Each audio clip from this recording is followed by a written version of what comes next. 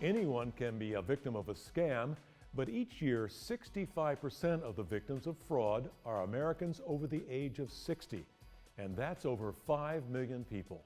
Typically when we think of senior fraud or elder financial abuse, we're thinking about when someone who is unauthorized has access to someone's funds and they use them for their own benefit, not for the elder's benefit. We usually describe senior fraud as a type of fraudulent activity that is targeting senior citizens exclusively. According to one report that we have in 2015, there was a reported $36.5 billion in losses due to elder financial abuse. In a given month, I probably will work about 15 cases.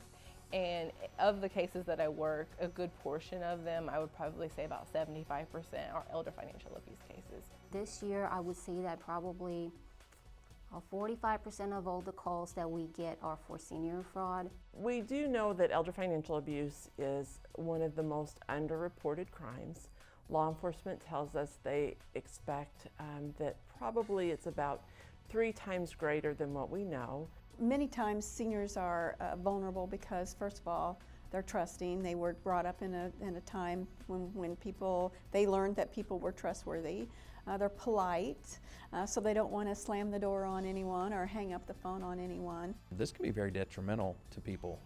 You know, you can see people give away their entire life savings, all because they trust someone. And you know, you want to be able to trust people and you want to believe a good story, but sometimes that's all it is. It's just a good story. White-collar crime is really just as devastating as physical crime, because many times if it's a senior, they're past the age where they can earn the money to make that money back.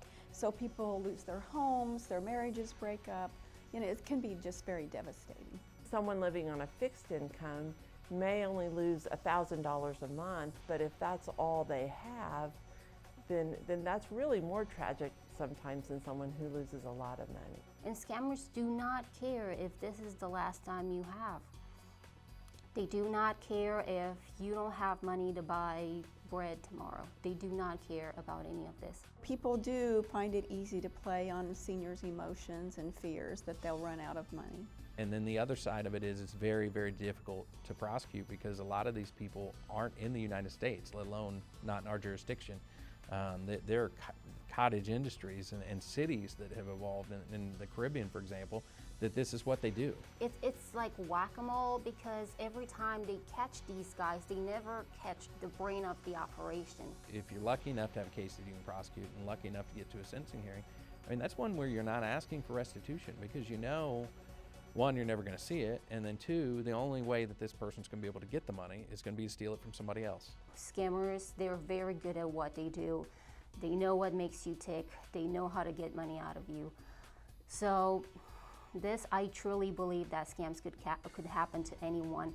Nobody is impervious, and fraudsters aren't picky about who they talk to and who they try to get money from.